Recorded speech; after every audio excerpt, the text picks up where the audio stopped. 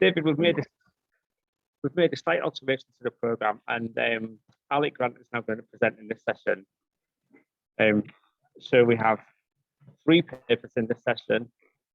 There's been Jim Deegan's Walking Through the Haunting Realms of a Repurposed Girls' Orphanage, Mark Smith's The Best Days of Our Lives Using Autoethnography to Challenge the Canonical Story of Residential Schools, and Alec Grant's Writing Philosophical Autoethnography. Excellent. Thank you. I appreciate that thumbs up. That feels good. So, Jim, I can see you already there. Good to see you, Tim. Good to see you. Good to see you too. Good to see many people here in the room and online. Jim, if you're ready. I'm ready. I'm ready. I'm ready. I'm going to do a reading, which will be approximately 12 minutes. Is that okay? Good. Okay, I'll start off then, Tim. Thanks very much, and hello to my fellow presenters and to the broader audience out there. In this performative autoethnography, I walk through the haunting realms of a series of rooms, floors, basements, hallways, and stairways in a repurposed former girls' orphanage. In my heart, mind, and imagination, I'm holding a clutch of writings on the architecture of the senses, including 3 by the Finnish architect, writer, and teacher Juhani Palasma: The Eyes of the Skin, Architecture and the Senses; The Thinking Hand, Existential and Embodied Wisdom in Architecture; and The Embodied Image, Imagination and Imagery in Architecture. Palasma's spiritual, sensory, and human-centered paradigm of the architecture of the senses serves as a conceptual scaffolding for the seeing the haunting realms of the building that once housed the former orphanage, which is now a centre for higher education, teaching, learning, and research. The popular perception locally is that the building is haunted, a spooky place with circulating accounts in the popular press and official records of fires, poisonings, disease, and death, a place inhabited by disembodied spirits. My interests have less to do with the building's perception as haunted and more to do with it as a locus of haunting, where beauty, sadness, and desire linger in the memory, a place of profound emotionality and secular pilgrimage for a number of its former residents, now in the autumn of their lives. What could be described as a long walk back over many decades to fulfill in Sartrean terms a singular universal desire to see the place where it all began for them in their most tender days. It's the kind of place where passers-by cast their eyes towards the steeple of the church, reaching towards the sky in the light and shadows on a moonlit evening, and ponder the question: what stories lie in the haunting realms and fluctuating objects behind the contained walls for the former residents of the repurposed orphanage, and more broadly, for the rest of us? This paper originated in a series of serendipitous encounters with a number of former residents of the orphanage, ranging in age from 60 to 70 years, who are now living in different parts of the world. I worked for a number of years in an academic role in the new Centre of Higher Education, and in this role accidentally and sporadically bumped into former residents who were returning here after being there some 50 years ago. While natural science tells us we have 5 senses, along with Palasma, numerous architects around the world today are attempting to re-sensualize architecture through a strengthened sense of materiality and hapticity, texture and weight, density of space, and materialized light. These architects are challenging oculocentrism, or the hegemony of the eye, in favor of the architecture of the senses, the 5 commonly discussed senses, plus the less frequently cited senses of the skeleton and the muscle. More specifically, Palasma's writings draw attention to the vital simultaneity of the senses, or the polyphony of the senses, of hearing, touch, smell, taste, skeleton, and muscle in public buildings, commercial offices, and state institutions. In this vision of the senses, the central and animating theme of polyphony is not a singular nor an essentialist notion. Neither is it the combination, aggregation, or sum of the senses. It is a primary constitutive element in the interactivity of all the senses working together. Following the writings of the French phenomenological philosopher Maurice Merleau-Ponty, author of the book Phenomenology of Perception, polyphony is the unique structure of the thing, a unique way of being which belongs to all the senses at once. On the expansive gable of the building, coarse with thousands of blocks, the rainwater cascades down the grey limestone facade for most of the year.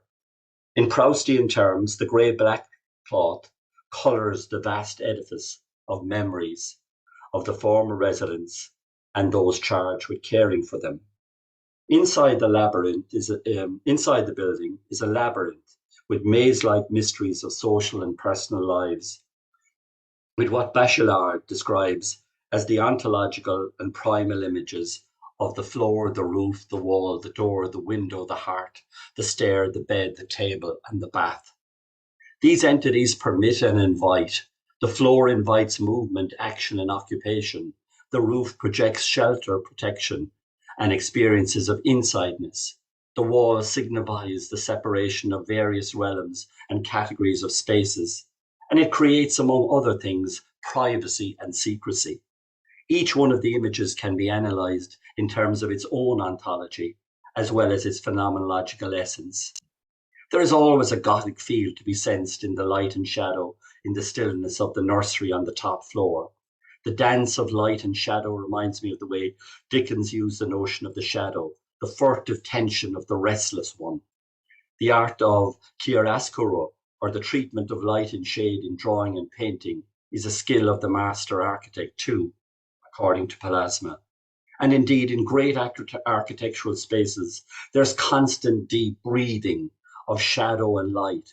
Shadow inhales, illumination exhales light. If you stand still, pause, and lean into the building, you can sense the inhalations and exhalations of the former residents.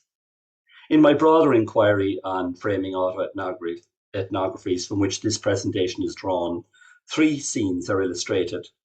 The first is Bridget's tale of revisiting the shiny polished doorstep or threshold outside the main door, where her mother dropped her as a baby. Next is Bernadette's tale of revisiting the foot of the staircase, which led to the nursery where she played as a little girl. And finally, Monica's tale of naming rooms and their functions from the vantage point of the car park, standing with family, looking up to the sky. Time and space only allows for the telling of an abridged version of Bridget's tale, in which she confronts experiences, memory, and the senses through the materiality and hapticity of the doorstep on the threshold of the building. And here I move to a different attitudinal, spatial, and temporal realm and tell the story. I pressed down on the door handle of the heavy, wooden panelled green colour door, and to my surprise, there was a woman on her knees in front of me, in a prayerful-like position on the threshold. Not expecting to see anyone kneeling in such a position, I jumped directly into conversation with her. "Are you okay?" "Yes." "Have you lost something?" "No." It's hard to find things in the dust and grit in the flagstones." While kneeling, she reached out, stroked and caressed the threshold, in moment-to moments of supplication. She touched the limestone for shape and form. She traced the open palm of her hands down and across the threshold. She poked in the crevices and followed the blemishes and services. Her silhouette could be seen through the watery sunshine on the threshold. She wrapped her arms around her chest and looked down at her image in the smoothness of the black patina, as if she was cradling a baby, a warm cradling in a moment of pure love.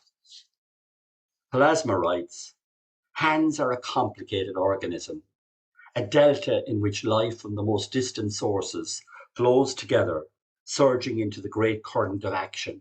Hands have histories. They even have their own culture and their own particular beauty. We grant them the right to have their own development through their own wishes, feelings, moods, and occupations. No, I haven't lost anything.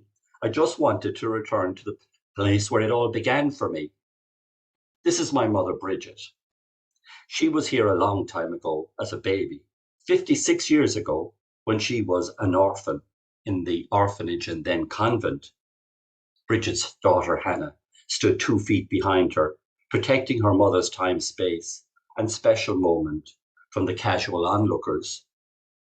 Over there in that building with the blue doors were where the house girls like me went to school, and over the wire fence next door, where you hear the kids playing now, is where the children with mothers, fathers, brothers, sisters, aunties, uncles, and grandparents went to school. The building Bridget mentioned had been used previously as stables, then as a primary school, and more recently as lecture rooms and workshops in the repurposed building. I came here with my mother from Australia today. She's been planning this moment for a long time. She knows exactly what she wants to do. It is something between herself and her mother, and now me and my mother. That's why I'm here with her. I wanted to wait until the children were reared, and I had the time to do this. That's a long way to come in more ways than one, I said. Would you like to come in for tea or coffee and a biscuit and look at the place inside? No. What I need to do is here in this very spot. It's a very different place today than when you were here all those years ago, and you might like to see what we've done on the inside. It's just as I remember it. Nothing has changed for me. She doesn't want to go into the building, her daughter said. She just wants to touch the spot, this shiny black marble doorstep where she first came into the world as a newborn baby. This is just something that she needs to do for herself. This is where my mother dropped me off, as I said, 56 years ago. This is where my mother last saw, touched, and smelled me, and where I last saw and touched her. The scene reminded me of the Italian sculptor Alberto Giacometti's sculpture titled Te chi rigardi, also known as Gazing Head. The sculpture, which was first exhibited in Paris in 1929, is a simplified, abstracted bust of a human head. Close to wholly abstract, this membrane, thin sculpture projects an uncanny sense of human presence. On a flat, gently undulating plaster surface, a pair of soft, shallow, elliptical indentations, one vertical, one horizontal, gaze out, interpreted as the nose and eye. Bridget stood up, helped by Hannah, her daughter, leaving go of the haunting realms of the vast edifice of memories, the surrounding fluctuating objects, the restless shadows in the half-light, and the primal images of stone and grit. She claimed the materiality of her own origin story in the shiny polished limestone, a threshold made by the marching feet of countless generations of institutionalized children. She crossed extended time and limitless space, no longer bounded by walls of containment. She walked back through the void to gain what was lost. She roamed, moment to moments, sense to senses. Plasma writes, the skin reads the texture, weight, density, and temperature of matter. The surface of an old object, polished to perfection by the tool of the craftsman and the assiduous hands of its users, seduces the stroking of the hand through the impressions of touch. We shake the hands of countless generations. Bridget walked out through the shiny silver gates, into the street and the world outside, mother and daughter, daughter and mother, in a desiring cradling. Thank you.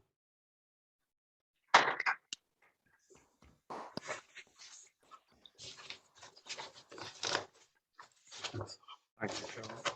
Thank you, Tim. Terrific. And there'll be obviously a chance at the end for people to feedback, especially with the slightly shorter session that we have. Sure. Next, we have Mark Smith and Mark. I see you there. Online, sadly, I know we were hoping to meet up. Perhaps we can meet up at some point in real life in the future. So without further ado, Mark, if you're ready, please tell us about the best days of our lives using autoethnography to challenge the canonical story of residential schools. If you just give me a minute, Tim, I've got my wife here helping me to share my screen. I wish my wife was here helping me too.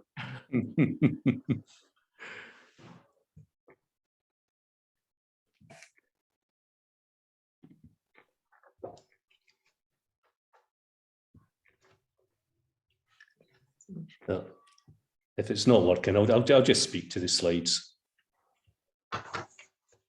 Can you see that? No? Can't see your screen just now, Mark.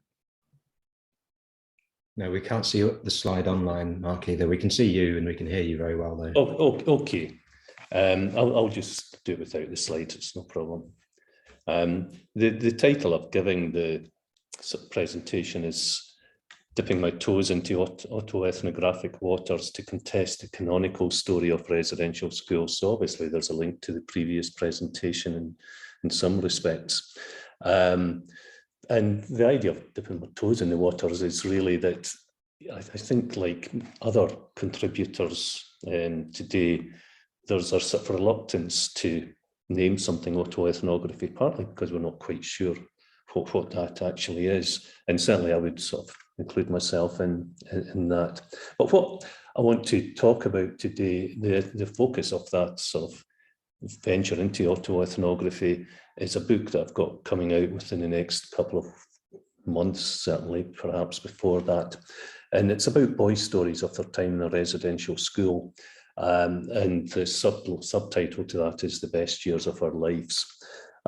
So already you've got that sort of counter position of what people maybe imagine residential schools to be and what I'm going to talk about here. The prompt in some ways for the title is an encounter I had maybe 12, 15 years ago now. And I was walking along the street near my house and there was 3 sort of young adults walking in the other direction. It was dark. I didn't really sort of notice them particularly, and one shouted out, "Mark." And he said, "It's Brendan." And I said, "Oh, great, how are you?" And of course, I think when you've worked in residential care in this current climate, then you wonder what's coming next. But actually, Brendan and I had a good relationship, even if we had a whole number of sort of ups and downs within that relationship. He was a fiery character, but we liked each other. And he started to talk about his time at the school that I've called St. Roch's.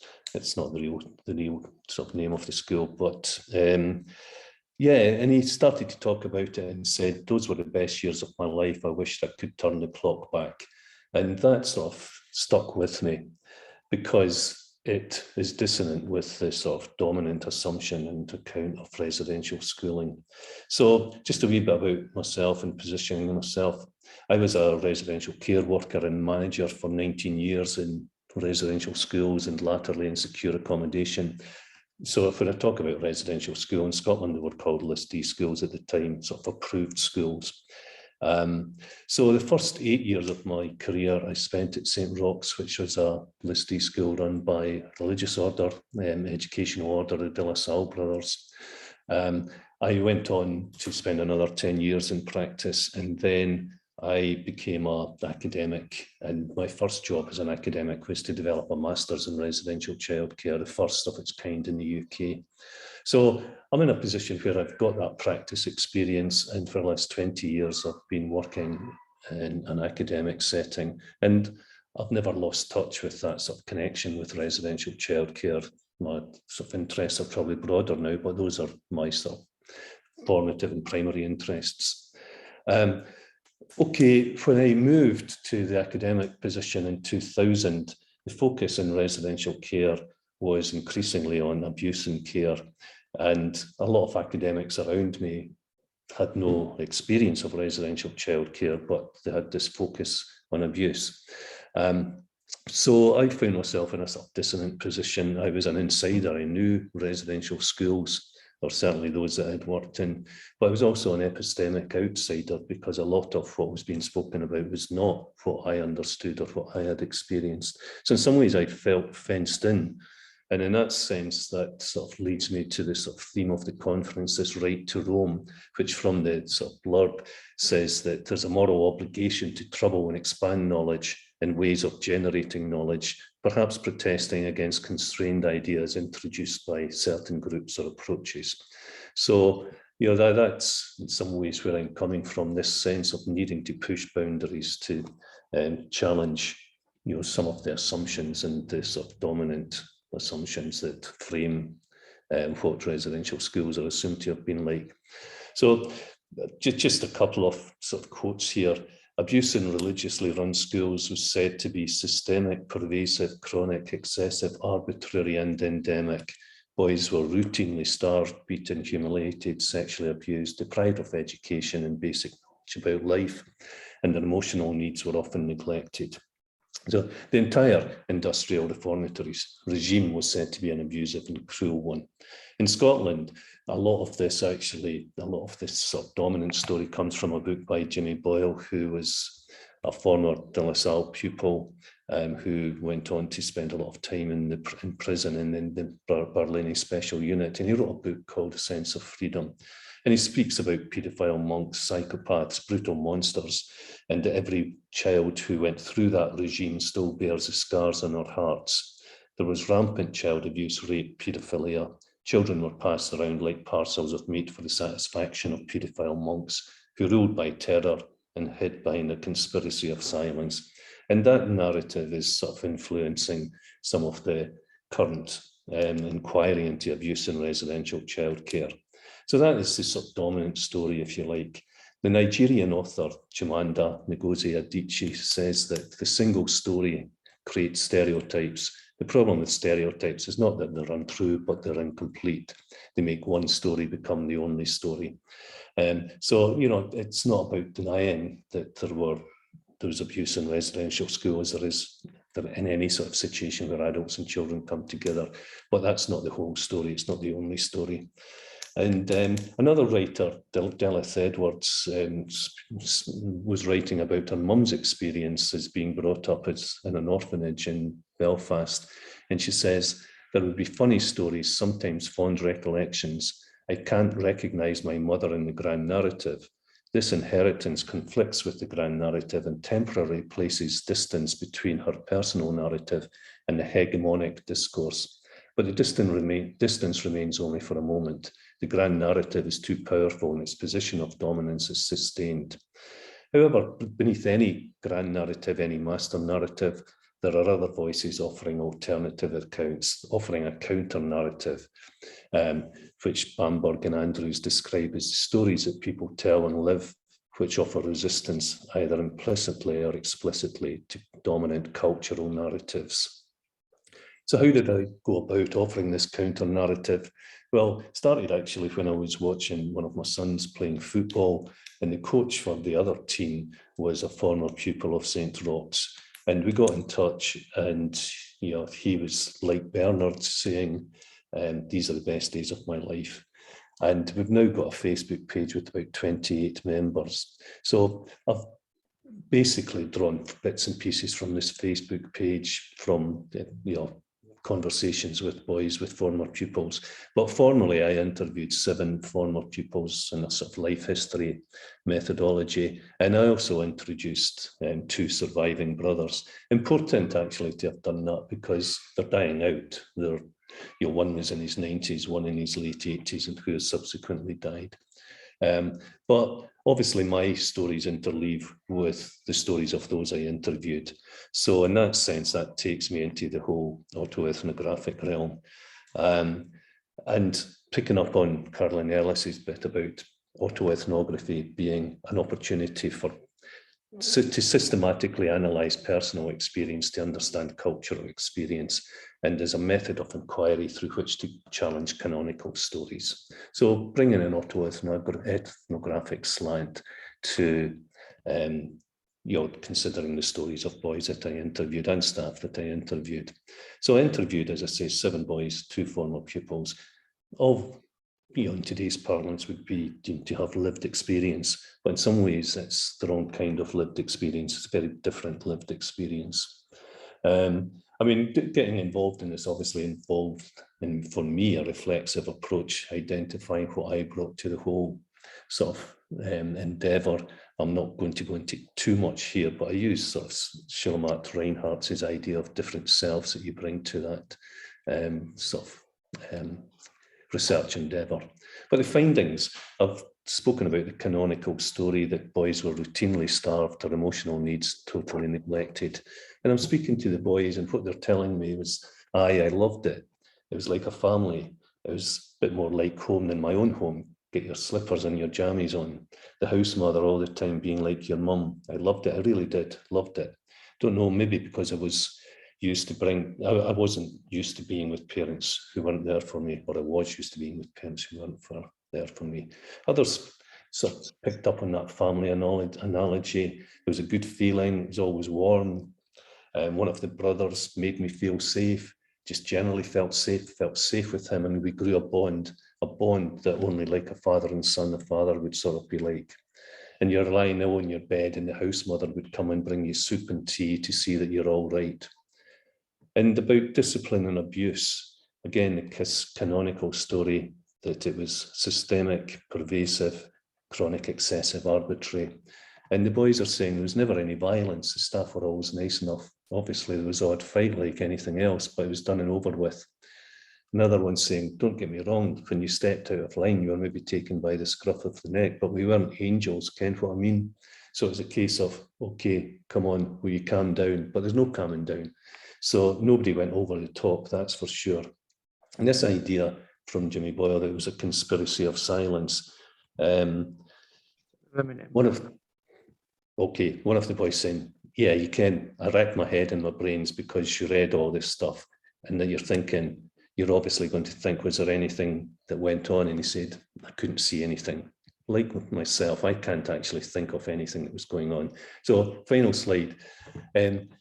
Raises for me, where does the power lie in this whole narrative? And I don't think it's actually in the stories of those who are telling about their time in residential schools, or less so. It's, I think a lot of the power in this lies in the legal establishment.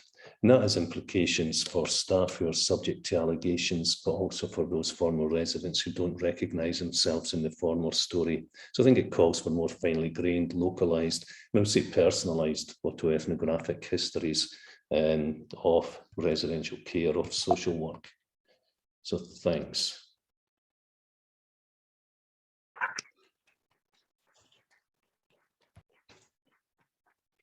Thanks very much, Mark. There'll be a chance to respond to that as well at the end of the whole panel.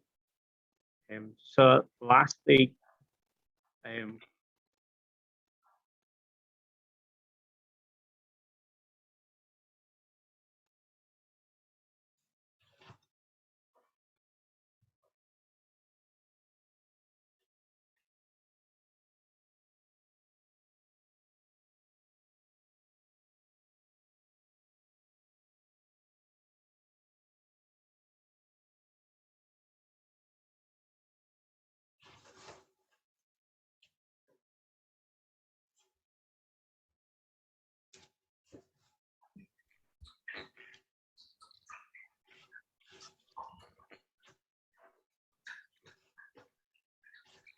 Hi, Alec. Sorry to interrupt. We've lost sound online. I don't know if the laptop's on mute, possibly. Okay, right. I'll start again. The long version of this is in the cloud, or whatever it's called, half an hour long. I submitted it months ago. Then I heard I was supposed to do a 8 to 10 minute talk of it. So this is what you Alec, sorry again, apologies.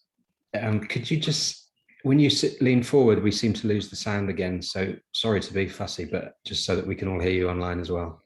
Thank you. Can you hear me now?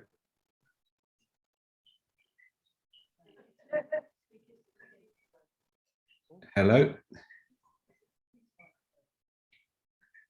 Can you say something, Alec? Okay, I'm saying something right now. Okay, that's great. Yeah, I can hear you. I hope everyone You else can hear me now. Okay, Yeah, right. good. Okay. Okay. I'm going to read you a selection from chapter 1, the philosophical autoethnographer, from a forthcoming edited Routledge volume, Writing Philosophical Autoethnography, the full version of which is in the cloud, and somebody's going to type in the URL. Brilliant. Okay. This is going to last 10 minutes. This proposed volume will constitute the first collection of narrative autoethnographic work in which authors autoethnographically explore their issues, concerns, and topics about human society, cultures, and the non-human and material worlds through an explicitly philosophical lens. In specific terms, this means that each chapter, while written as first-person autoethnography, not precluding the use of second and third-person narrative as relevant, will showcase sustained engagement with philosophical arguments, ideas, concepts, theories, and corresponding ethical positions. This philosophical basis will be fundamental to the content, topic, focus, and context of each autoethnography chapter, rather than supplementary. Now, that was the working definition of philosophical autoethnography in the Routledge book proposal preceding this text. The proposal itself emerged from an extended conversation I had with Tony Adams. At the inception of the Journal of Autoethnography in 2020, I expressed an interest as a member of the editorial board in editing a special issue of the journal devoted to philosophical autoethnography. In the spring of 2021, after more discussion, Tony, co-editor of the journal, suggested I think instead about an edited volume, a book with the same focus. I'm immensely grateful to him for planting this seed of an idea, given my long-standing wish for narrative autoethnography to become more philosophically sophisticated. I'm pleased that the book has stellar contributors. I've got Art Faulkner, Julianne Scott Pollock, Mark Freeman, Renata Ferdinand, Christopher Poulos, Betsy Ator, Andrew Herman, Lauren Fournier, Georgina Stewart, Mena Pratt, Shelley Rollins, Alex Brosnoff, and myself. I completed an MA in philosophy a few years back, motivated by a desire to add philosophical depth to my autoethnographic writing, because I thought it deficient in this regard. I also had an ambition to play some part in increasing the philosophical sophistication of a narrative or text-based autoethnographic orientation. So as a volume of work which I hope will contribute to a palpable philosophical turn in autoethnography, my book, my edited volume, constitutes a logical culmination of these desires. As an insider to the discipline of philosophy, I've got a master's degree in philosophy. My understanding of it coincides with and extends on those of a range of contemporary philosophers. So for me, philosophy is always trying to better understand the nature of the narrative and cultural self in philosophical terms. The attempt to bring the highest possible degree of analytical clarity to research. The process of reflection on the deepest, most fundamental concepts used in making sense of the world. The act of being as critically reflective and as clear as possible about presuppositions, premises, concepts, claims, and assumptions that people in general take for granted. The need to employ new concepts if existing ones are inadequate for the task in hand. The use and development of ideas from existing philosophical work already in the public domain. The reflexive or second order task of rigorously and uncompromisingly thinking about thinking. What do I, stroke you, think about the way I, stroke you, think? That's perhaps been the most pertinent, discomfort-evoking question I've asked of myself and my colleagues, students, and readers over the years, readers of my work. A few other related questions arise from this one. These include, what do I or you feel about the way I or you think? And what led me or you to think about being, knowing, and the way the world works in the way that I or you do? I believe I'm crafting philosophical autoethnography when, to borrow from and extend on a phrase from Andrew Herman, I'm burrowing down as far as I can to uncover and interrogate how and what I'm writing about myself in the name of the experiences I've lived through. From a philosophical perspective, this necessitates confronting what I'm taking for granted about being, or my own existence and the existence of others, human, non-human, material, and cultural. Or ontology, knowing, and what it means to know about these existences, epistemology, and subsuming ontology and epistemology, what grounds my knowledge of the world and how it works in terms of what I assume to be its universal, unchanging features and principles. How did I come to acquire this knowledge, and how and in what ways might it be limited? Metaphysics. Therefore, the crucial overarching metaphysical question for me in this regard is, what are my assumptions about how the world works, specifically related to being in and knowing about it, and how might these assumptions be flawed? With my metaphysical question in mind, I find the idea of plotting all narrative autoethnographic texts in the public domain on a continuum from weak to strong sense philosophical autoethnography. I find that to be productive, a productive thought experiment. Every autoethnographic piece on this continuum will be minimally philosophical to the extent that each inevitably proceeds from more or less explicitly held metaphysical and onto epistemological root metaphor standpoint positions about the world work. To put this another way, every autoethnographic text will be minimally philosophical in containing displayed assumptions, presuppositions, and concepts relating to how the world works and what counts as being in it and knowing about it. I see weak sense philosophical autoethnographies displaying discursively restricted, culturally normative, and conventional assumptions, presuppositions, and concepts. I see those used in uncritical, unclear, confused, incoherent, and sometimes contradictory ways.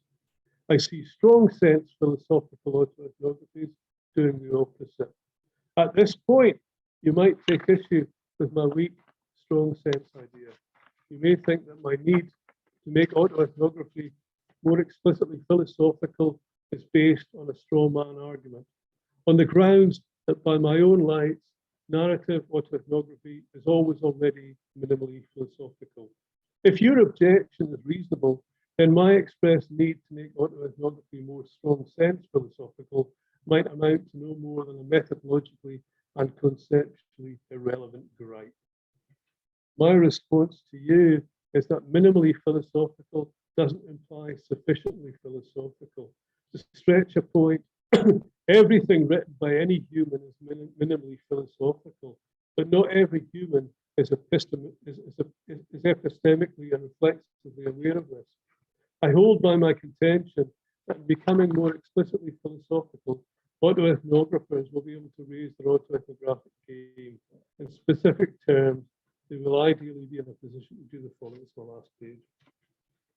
They will ideally be in a position to do the following: increase their discursive, subsuming conceptual, interpretive, and analytic range and sophistication. Discursive here refers to the ability to access, use, and socially transmit language in ways that can make a difference to how people comprehend their worlds and act on them. That's from Sally Haslanger, Purvis and Hunt, philosophers. Minimally philosophical autoethnography is by definition likely to be discursively deprived. They will be able to deepen and enrich their critically reflexive or second order thinking abilities by working against habitual tendencies to respond to themselves, others, and the world in incurious, unquestioning ways. They will be able to combat, I've put a couple of references in there, it's in the main text. They will be able to combat their naive realism, or the tendency to tacitly assume that how the world is perceived through their senses is how the world actually is for themselves and for others. They will be wary of treating as timeless cultural concepts and ideas that may turn out to be evanescent or ephemeral. The philosopher Susan Stebbing said a long time ago, she described this tendency as potted thinking. It's a nice wee phrase. They'll be able to challenge their received, insufficiently scrutinized assumptions about self and culture. They'll be able to subject their ideological beliefs about how the world works, including the ideological basis of autoethnography, to critical scrutiny.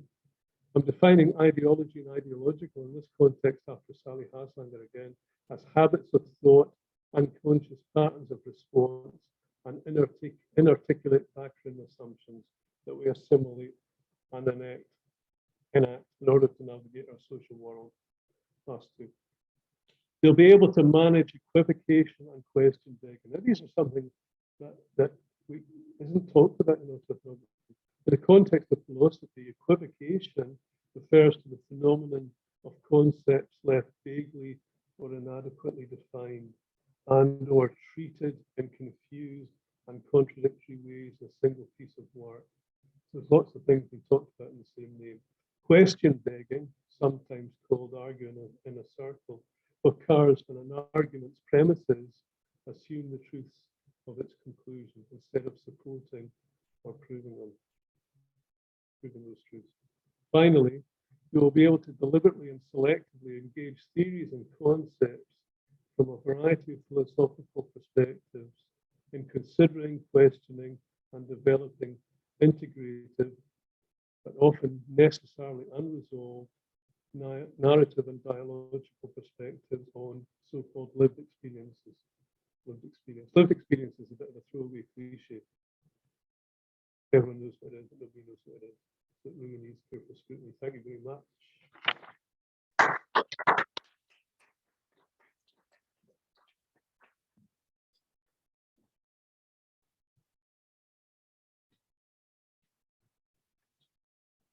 I wish that was on camera.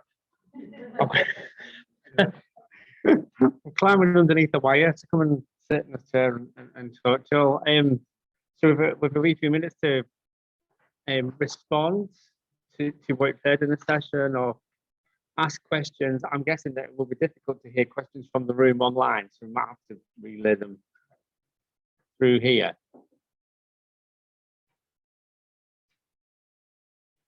So we've got Tori, Susan Young has a question or comment. I had two questions. One was for Alec, and one was for James. So for Alec, I thought what might be helpful was to maybe, do you have any particular philosophers that you don't really know much about philosophy that might be most useful for people writing critical autoethnography as a starting point?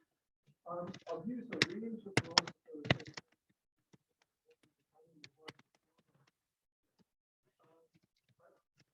Problem is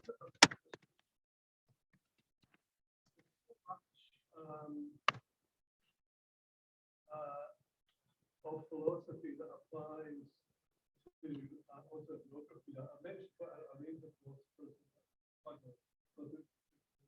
Alec, we've already came and responded from here because then they'll hear you. Somebody else is online, isn't it? So you can hear all the responses.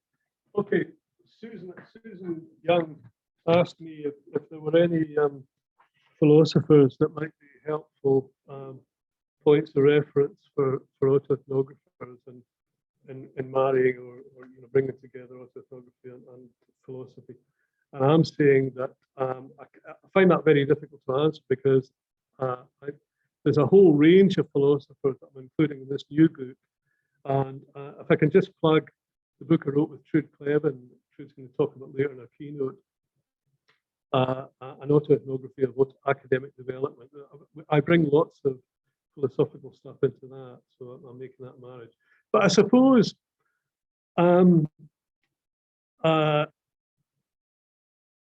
in terms of lived experience, the existential philosophers and the phenomenologists are great. So for phenomenology, Husserl, Merleau-Ponty, for existentialism, Simone de Beauvoir especially, I'd say more so than Sartre, Albert Camus to some extent. So there's not a kind of one-stop shop philosophical home to go to if you want to, you know, link philosophy with autoethnography. I'm sorry, that's not a neat answer to a question, but that's the best I can do. Yeah, thank you.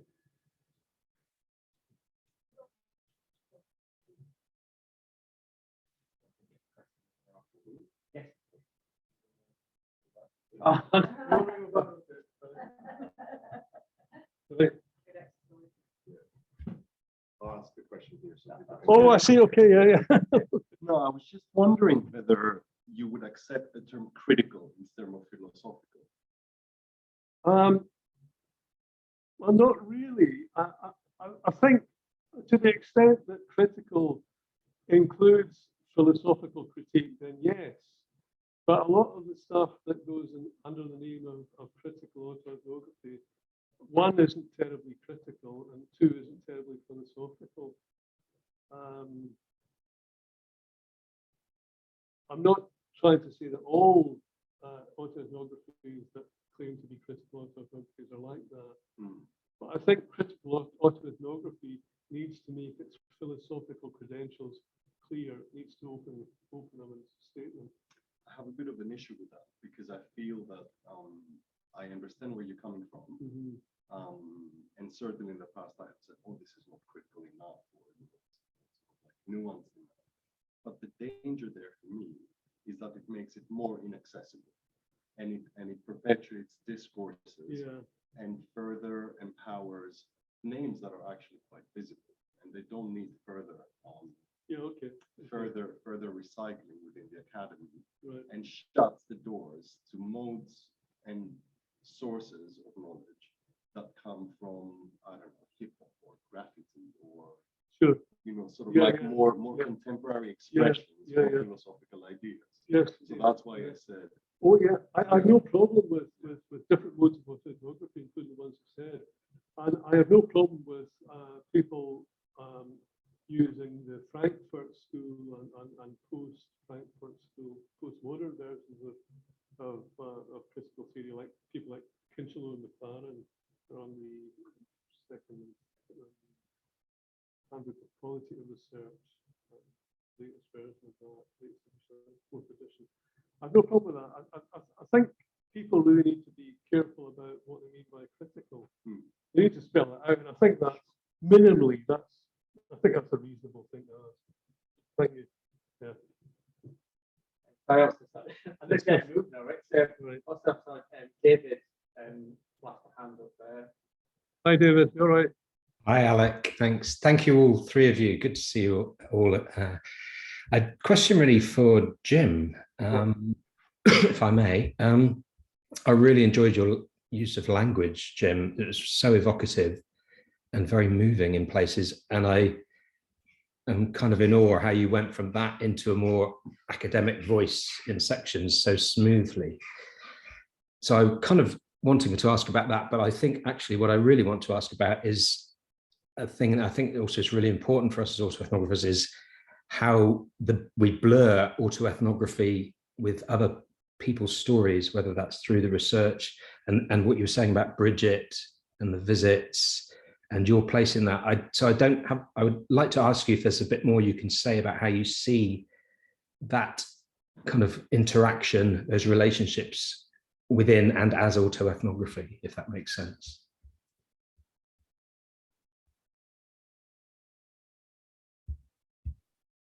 Can you unmute, please, Jim? Am I good now, David? Yeah. That's great. I think you're hitting at the the critical issue of the ethics of care there in autoethnography, and I certainly have wrestled with that. But there were very challenging aspects to this, because these encounters were, in this particular study, they were fleeting encounters, they were serendipitous in nature. So I had to wrestle with the idea, do I leave them as if it were float away on the wind, or in a context that we have nationally at the moment where people are very hungry for how to tell these stories. I felt that it was incumbent on me to do this in the most sensitive and ethical way I could possibly do. We've had a number of national inquiries, commissions, and investigations, and people keep coming out of those saying, I don't want to be represented in reportage. I don't want to be represented in another governmental report. I want to be represented, but I would love to tell my story. So I've been writing about people in various, how would I say, institutional contexts, working with people in the schools for the deaf, working with people in mother and child homes. I'm amazed how the resonances in the narratives seem to ripple out and blend seamlessly for the people with the academic pieces. And rather than be a dissonant kind of bringing together of the academic and the autoethnography, it seems to embolden and make the story possible. So these are part of a pedagogical process as well for me. If that kind of makes sense, and I keep on tuning them and retuning them then when they are presented as narratives for teaching and learning with various what I would call disenfranchised groups. That's great. Thanks, Jim. That's so, for me, so powerful when people say we don't want to be written about reportage, or and that they want those ways of writing that you're using and shared with us today. Thanks. That's great response. Can I just say one thing as well, like when with reference to Mark's paper, people want to reclaim, not at this stage, not alone from the religious who ran these organizations, or the teachers or whoever in it, but equally so from the lawyers at this stage and the politicians. So there's a huge job of reclaiming the story. Great. Thank you. Thank you, David.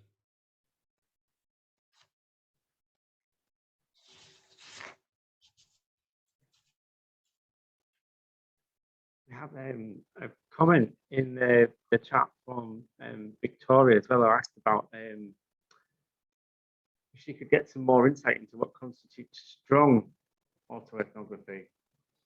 I don't think share my email address. That's correct. Yeah. Yeah, go. All right, yeah, that's fantastic. We're about community, aren't we? Yeah. We're about technological incompetence. Tell me how I do it. If you just type it in this little box down there. Right. Okay. Anyone.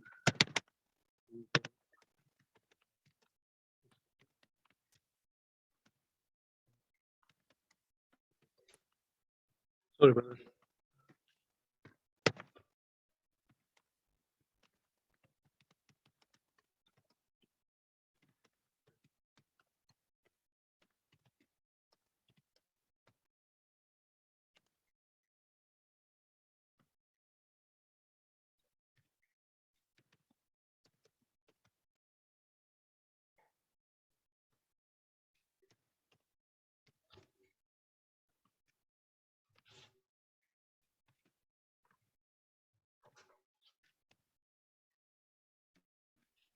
Bugger, sorry.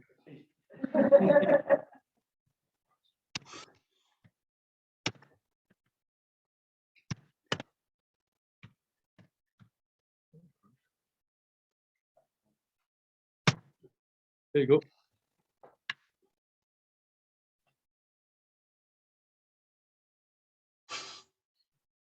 That's great, Alec. Thanks. Very much indeed. Does anybody else want to share their email address or ask a question or offer some feedback on this session? I think we've got time for one more.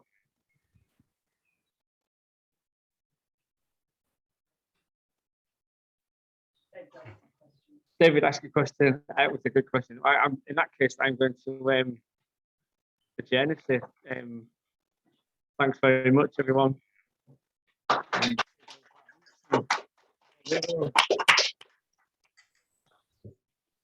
Thank you.